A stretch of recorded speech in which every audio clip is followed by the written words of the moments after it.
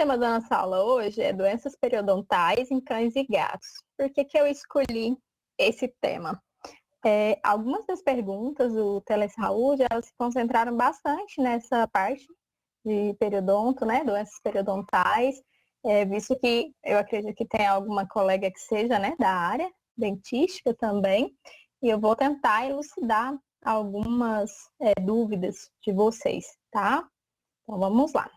De início, a gente vai falar um pouquinho sobre essa importância dentro da medicina veterinária, né, das doenças periodontais em cães e gatos, sobre a anatomia da face, a anatomia da boca, né, e da dentição em si, dos cães e gatos, o que seria, né, essas doenças e quais são as principais formas de acometimento, como que é feito o tratamento periodontal e algumas responsabilidades dentro da medicina veterinária relacionado com essa alteração, essa doença, né, e quais são as condutas mais corretas a serem tomadas e alguns mitos e verdades que a gente ouve em relação às doenças periodontais. Então, as doenças periodontais em cães e gatos, de acordo com a Lei 5.517, de 23 de outubro de 1968, ela já dita que a prática da clínica em todas as suas modalidades é de competência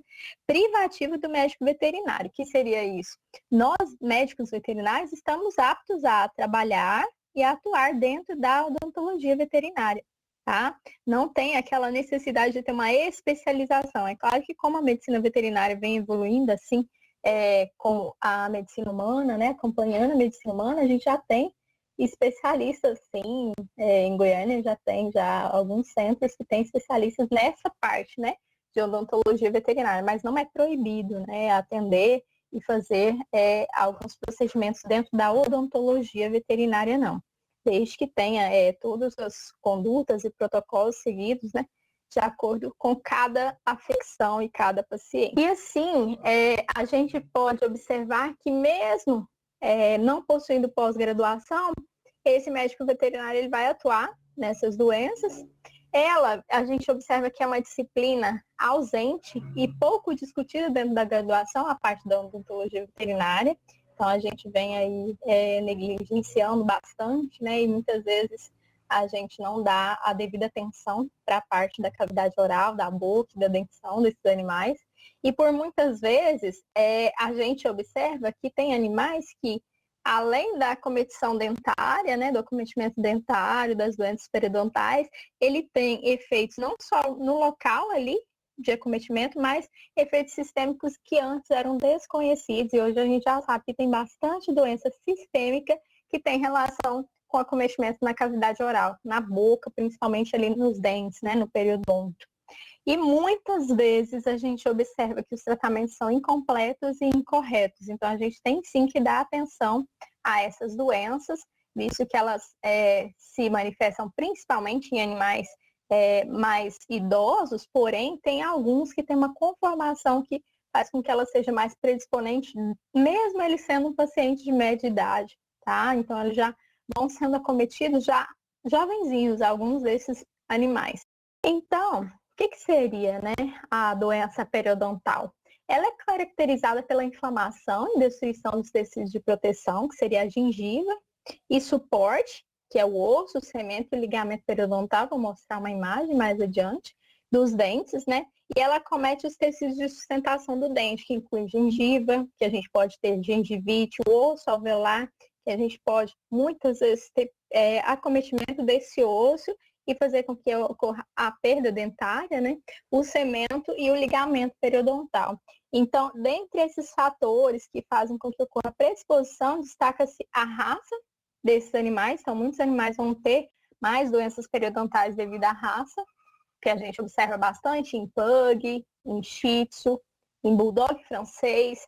A idade vai influenciar, visto que animais idosos, como eu disse para vocês, têm maior acometimento periodontal. A dieta, muitas vezes os animais não têm acesso a ossos, a coisas mais duras, só comem a ração. Ou às vezes o animal que tem uma dieta mais pastosa tende a acumular mais tártaro, né? Acumula também mais alimento, resíduo de alimento que pode ficar ali e pode comprometer esse dente.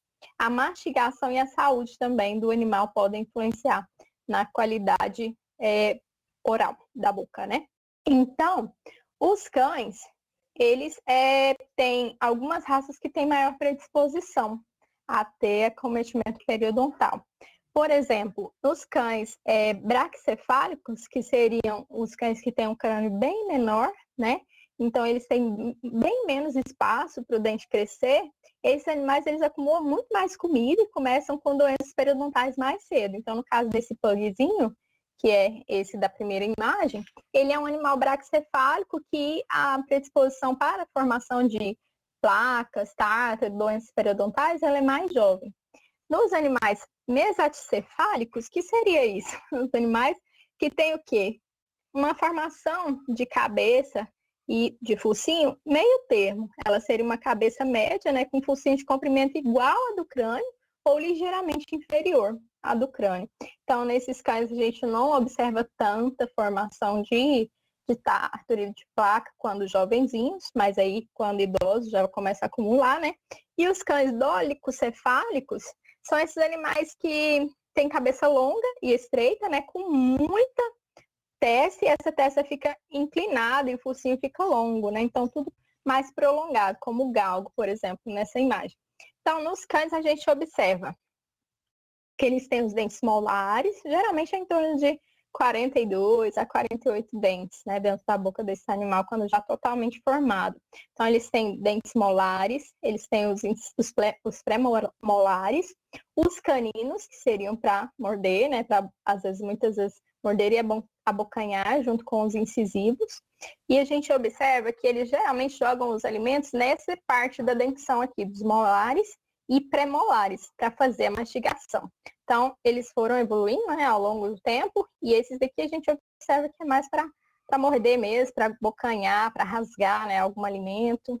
Então, a evolução dele já é bem perfeita, né? Deus fez tudo maravilhoso, e esses cães já têm uma dentição aí para cada desse tipo de dente, tem algo específico. Então, o cão ele apresenta 28 dentes descidos, popularmente conhecidos como dentes de leite, que seriam os provisórios, né, que começam a se formar ainda no útero materno, e eles começam a erupção a partir da terceira semana de vida, onde a troca pela dentição permanece normalmente entre 3 e 7 meses. Então, muitos clientes falam, doutora, o dente caiu, o animal tem em torno de 4, 5 meses, está caindo todo o dente dela, é normal? É normal, porque é a troca, né, do dente de leite para o dente permanente, seriam os descidos para os permanentes. Então, de 3 a 7 meses ocorre a troca em cães, né, resultando um total de 42 dentes permanentes.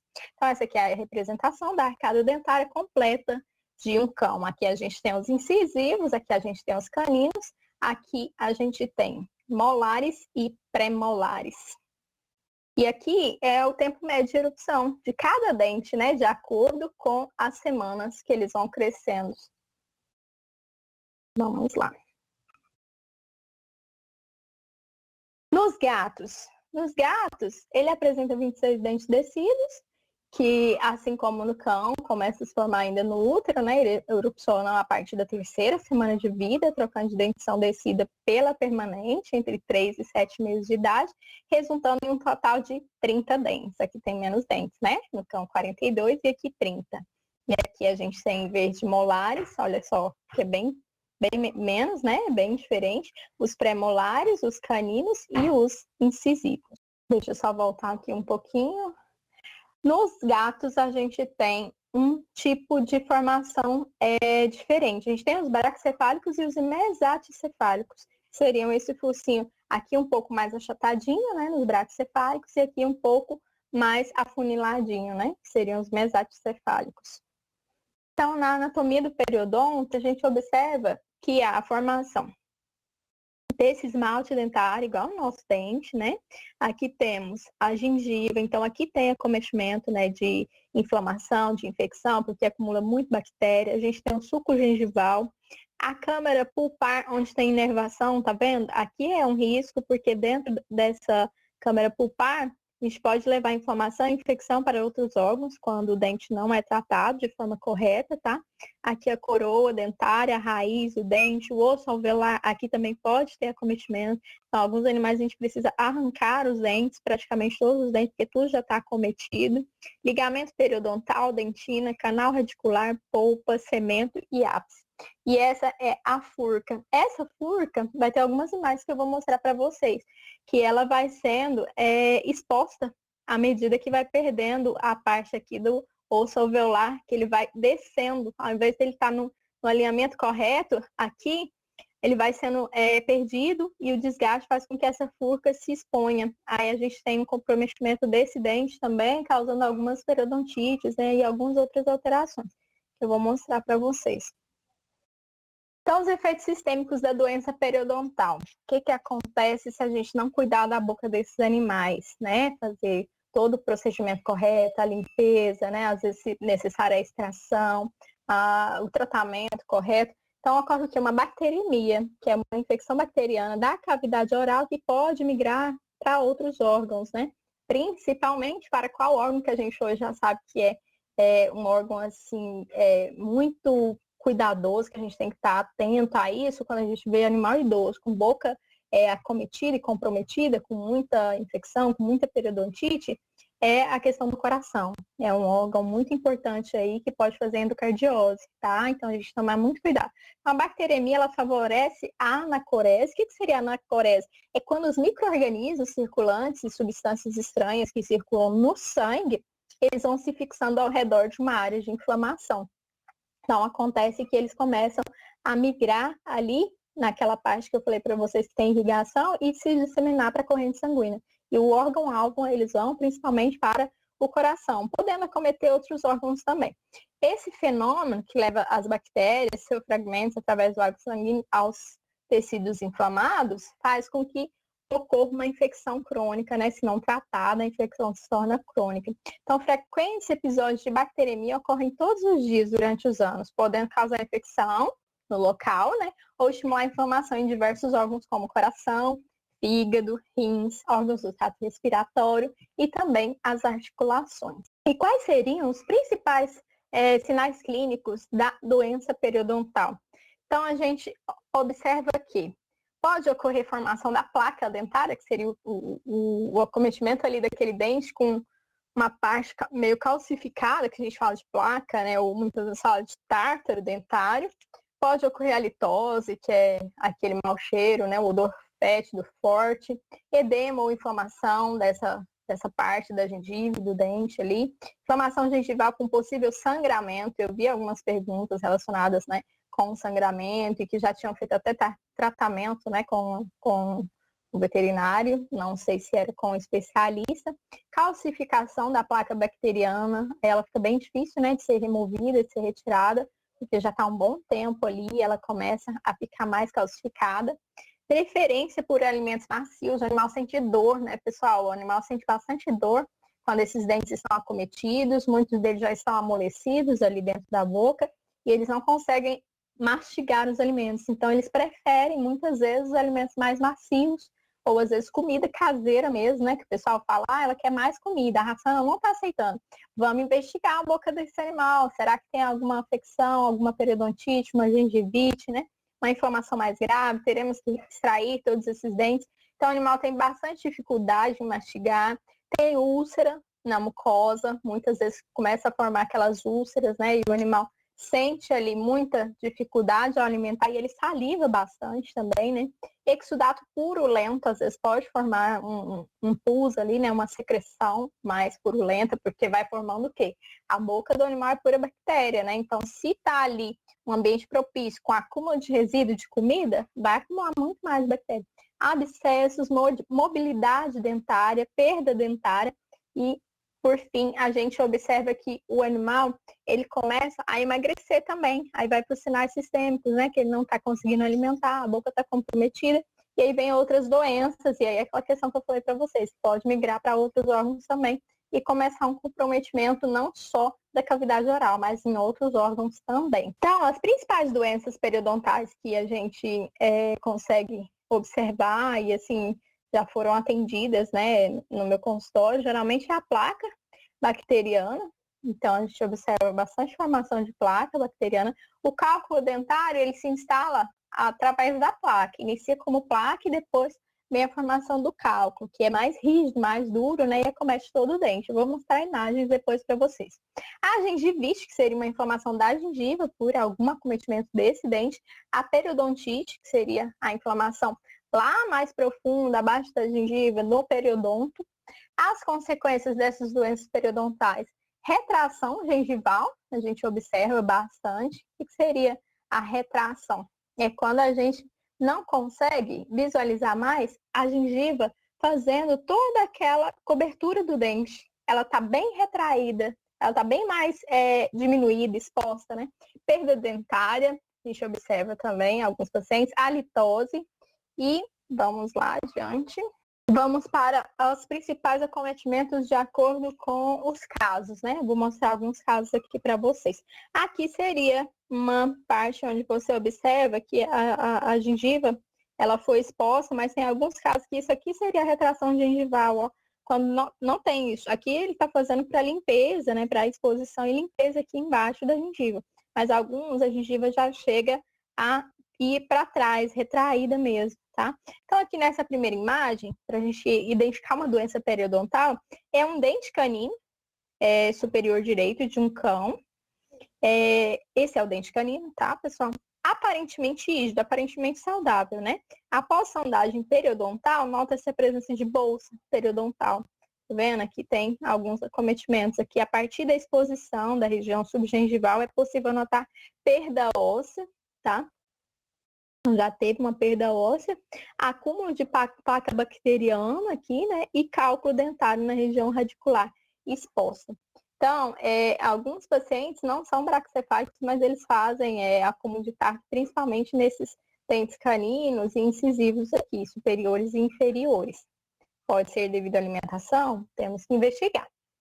E vamos para os estágios de cada doença periodontal, para vocês entenderem um pouquinho. Então, no primeiro momento, eu vou observar o quê? Uma gengivite. A princípio, este animal aqui, por exemplo, ele tem bastante placa, né? Bastante cálculo dentário, mas, a princípio, não está nada acometendo mais profundo. Por quê? Um exame primordial que vai mostrar que tem acometimento mais profundo não seria a radiografia, né? Então, o correto diagnóstico da doença periodontal, dependente da realização, seria a radiografia intraoral. Então, aqui a gente observa a presença generalizada de inflamação, então está um pouquinho inflamado, um pouquinho aumentado, um pouquinho vermelho, né?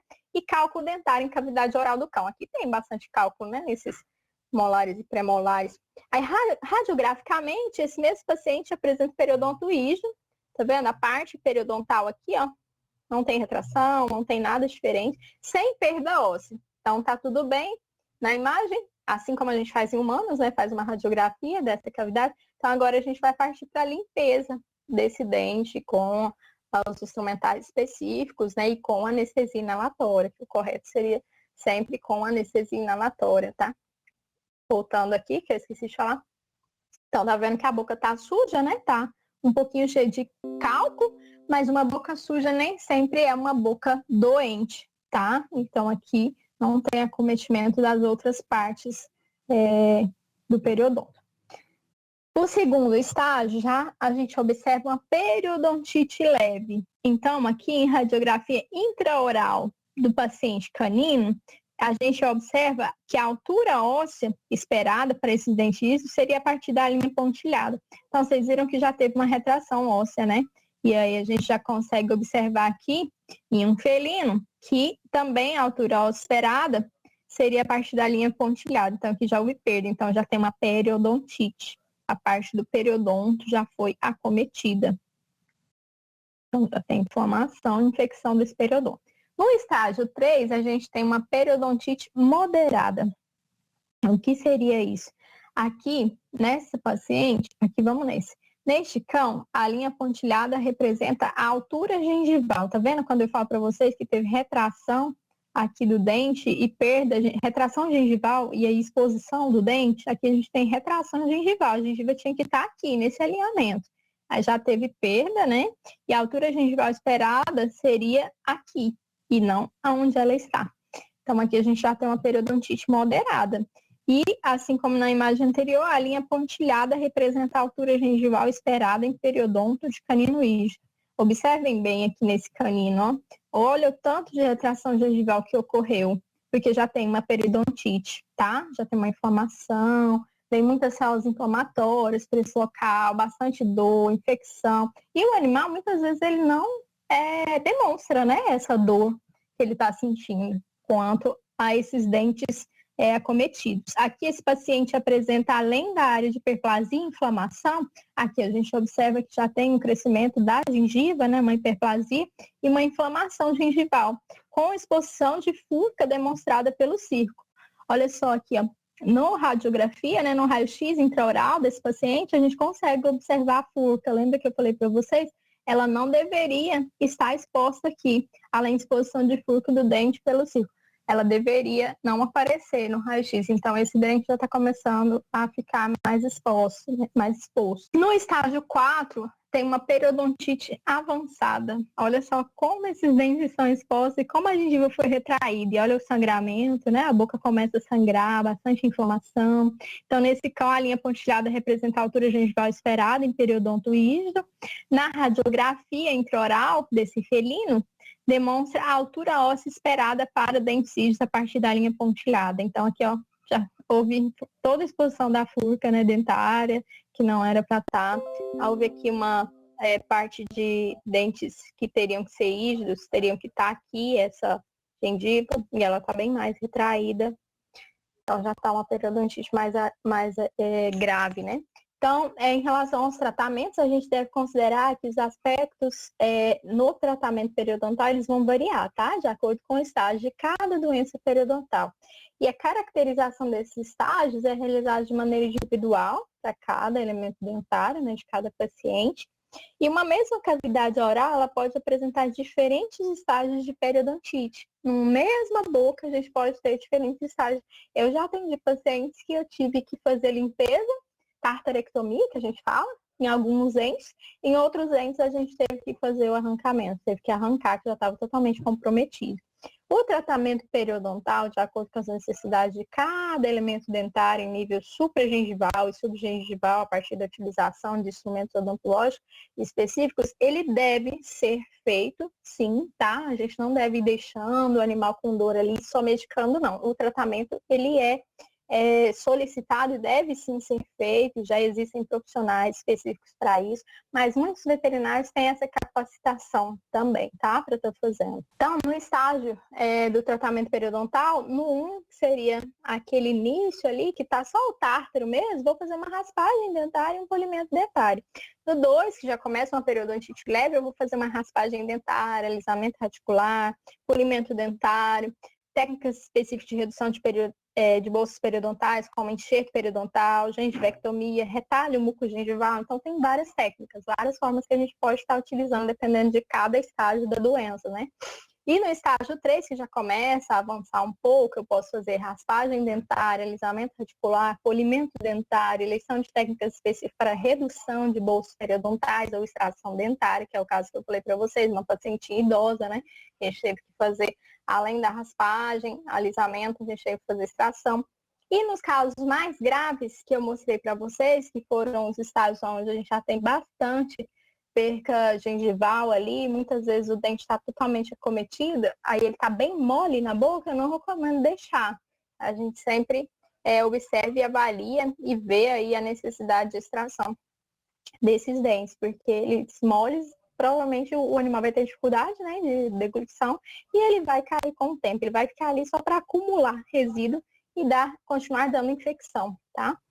Então, a gente utiliza, muitas vezes, no tratamento periodontal, a gente utiliza a sonda periodontal, né, para fazer essa extração desses tártaros, dessas placas, ou às vezes a gente vai para um ultrassom odontológico. Eu gosto muito do ultrassom, que à medida que você vai passando ele vai liberando uma aguinha, que já vai limpando ali toda aquela sujidade também que fica quando você faz a retirada dessas placas, tá? Observando que sangra muito, esse animal está anestesiado, né, com anestesia inalatória, tem bastante sangramento, então a gente tem que tomar sempre os devidos cuidados no pós-arterectomia, no pós-limpeza. Então aqui a gente pode utilizar-se de curetas odontológicas, né? Muitas vezes a gente utiliza algumas onde a gente não consegue passar a sonda e aí elas facilitam mais a retirada dessa placa, desse tártaro, né? E por que a gente realiza a radiografia intraoral de todos os dentes, em todos os pacientes submetidos ao tratamento periodontal? Porque muitas vezes, só avaliando macroscopicamente, a gente não consegue dizer se esse dente está realmente acometido, se tem uma periodontite, se tem uma retração, se tem uma purca. Vocês viram que todas as imagens demonstram para a gente que alguns pareciam estar totalmente saudáveis, totalmente rígidos. Outros, quando fez a radiografia, observou que tinha acometimento. Então, para saber a melhor conduta e melhor tratamento para esses pacientes. A antibiótico terapia para o tratamento periodontal, ela é sempre utilizada? Sempre que eu for ter um acometimento da boca, da cavidade oral, eu tenho que estar utilizando antibiótico terapia? Depende, tá? A gente tem que sempre estar avaliando com muita cautela, tá? O diagnóstico prévio das lesões em outros órgãos também deve ser feito, tá? Tem que haver coleta de sangue para avaliação de comprometimento imunológico, se o paciente tem imunidade baixa ou não. Todos os exames pré-operatórios são obrigatórios, pelo menos eu tenho essa conduta, de quando a gente faz uma avaliação de um paciente da cavidade oral para fazer um procedimento de limpeza ou tratamento dentário ou extração dentária, principalmente os idosos. A gente pede todos os exames rotineiros, hemograma, bioquímicas e muitas vezes até exames cardíacos também, para ver como é que está o coraçãozinho desses pacientes, tá? E tem que olhar se tem presença de infecção oral considerada grave.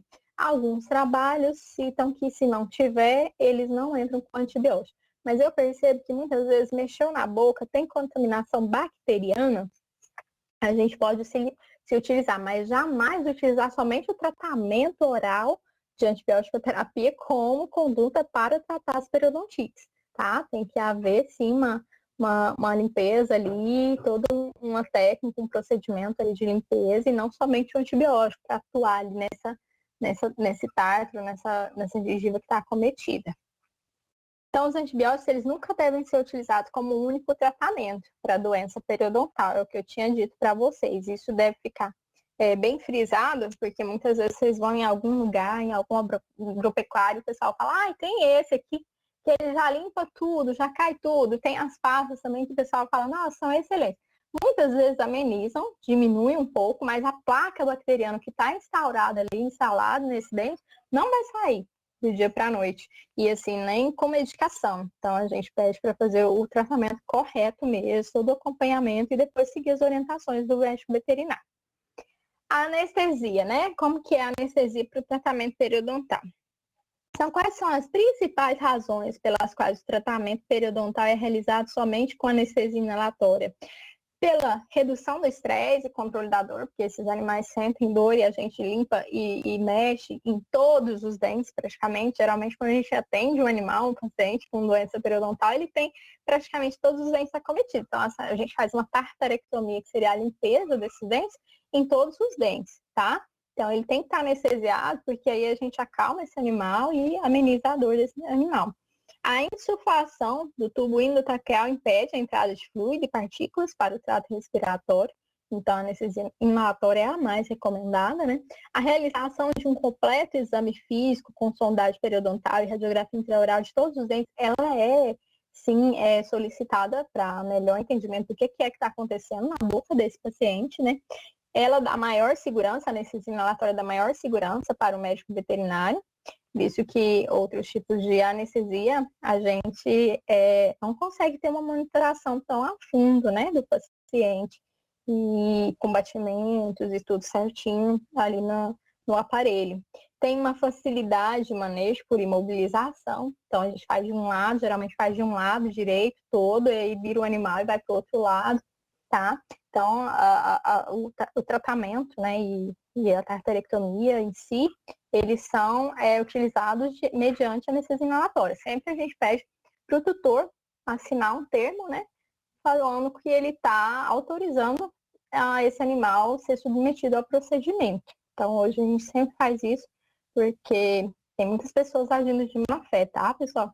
Então, a gente sempre passa cursos antes, orienta quais são as condutas, né, para o tutor ficar bem esclarecido, ficar tudo bem claro para ele. Os aspectos da responsabilidade civil seriam negligência, imprudência e imperícia. A negligência é uma conduta como omissiva, descuidada, sem a devida precaução necessária, quando você não avisa, né, todas as condutas que vão ser tomadas, como que vai ser feito.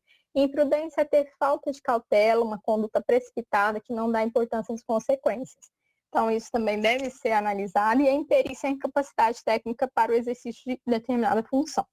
Então, a gente percebe que existem pessoas que fazem esses procedimentos sem ter uma formação, ou às vezes são apenas auxiliares de veterinária, por exemplo, que já estão fazendo essa conduta, né? E isso não pode ser feito porque impregna aí como uma responsabilidade que está saindo fora da ética, né, profissional, e aí de questões jurídicas também, né, porque isso não deve ser conduzido da forma que eles estão conduzindo. Eu acredito que tem muitas pessoas que estão no amadorismo, né, tentando e praticando algumas coisas que podem levar a consequências gravíssimas. Então, a negligência dentro do tratamento periodontal seria quando você não realiza exames complementares prévios ao tratamento periodontal de um paciente. Já aconteceu de colegas falar assim para mim, pessoal: ai, doutor, eu levei em tal lugar porque estava tudo bem barato, a limpeza, já com a extração dos dentes e tudo, só que meu animal morreu. Aí eu pergunto, fez exame antes? Porque tudo, às vezes, parece muito barato, pessoal, para vocês, né? Em alguns lugares tem clínicas que fazem tudo bem barato, mas muitas vezes tem alguns exames que não são feitos, são negligenciados, né? Então, ignorar a importância local e sistêmica da doença periodontal nos animais, não tratá-la também, está negligenciando, né, esses pacientes, a doença que esses pacientes possam vir a ter no futuro. Realizar tratamento periodontal incompleto em pacientes com doença periodontal por não saber realizá-lo corretamente, isso ocorre bastante, visto que os profissionais da área da odontologia veterinária estão, extremamente atualizados, com equipamentos, né, excelentíssimos. Eu sempre que eu puder recomendar, eu vou recomendar. No início eu fazia bastante limpeza de tártaro, mas a gente não tinha, né, profissionais. Hoje a gente já tem os especialistas, então a gente já pode estar encaminhando sim para esses profissionais. Realizar a extração dentária sem a realização prévia de radiografia. Isso aí é um problema, porque às vezes você vai mexer no dente, acha que é uma coisa, e o dente às vezes estava quebrado, né? E aí você, com a radiografia, você diagnosticaria, né? Esse dente quebrado vai prejudicar essa boca? Opa, vou ter que arrancar. Então, ela causa lesões iatrogênicas, né? Por extração, como, por exemplo, a persistência de fragmento radicular, lesão de gengiva, lesão ocular. Então, tudo isso é imprudência se você não tiver uma experiência, né, dessa conduta de tratamento periodontal. Os mitos e verdades são algumas perguntas que sempre surgem, principalmente com os tutores que vão a uma clínica, né, a um centro cirúrgico, uma clínica veterinária, para saber em relação aos cuidados com a cavidade oral, com a boca desses pacientinhos, tá? Então, por exemplo, é possível realizar o tratamento periodontal sem anestesia? Jamais, tá? Você vai fazer com que esse animal passe dor, que ele fique estressado, que ele te morda. Muitas vezes você não vai conseguir fazer o tratamento correto, tá? O tratamento periodontal é um procedimento simples, não precisa de muita atenção, não. Na anestesia a gente tem que estar atento. Então, por isso tem o anestesista responsável por anestesiar o paciente e o veterinário ou especialista na área de odontologia responsável por tratar esse acometimento periodontal. Após a extração dentária, o local deve permanecer aberto para drenar e permitir uma cicatrização por segunda intenção? Nem sempre. A maioria das vezes são de segunda intenção, mas muitas vezes a gente, dependendo do local ali, a gente precisa dar pontos, sim, fazer suturas, né, para que ocorra uma cicatrização mais rápida. O dente quarto premolar superior deve ser extraído sempre que houver edema ou fístula em região facial? Não. Sempre você faz a radiografia, tá? Então, fez a radiografia, viu que realmente tem comprometimento, beleza. Se não, talvez era o terceiro premolar, né, e não o quarto. Aí você começa a investigar qual que realmente estava tendo problema. O dente fraturado não precisa ser tratado enquanto o paciente não apresenta. Não, porque eles, viu o que eu falei para vocês? Eles não vão mostrar o desconforto. Muitas vezes não vai ter um sinal claro de infecção. Então, é bom fazer os exames, fazer a avaliação de imagem para ver se realmente esse dente fraturado vai ser um problema nessa boca e a gente tem que extrair ele.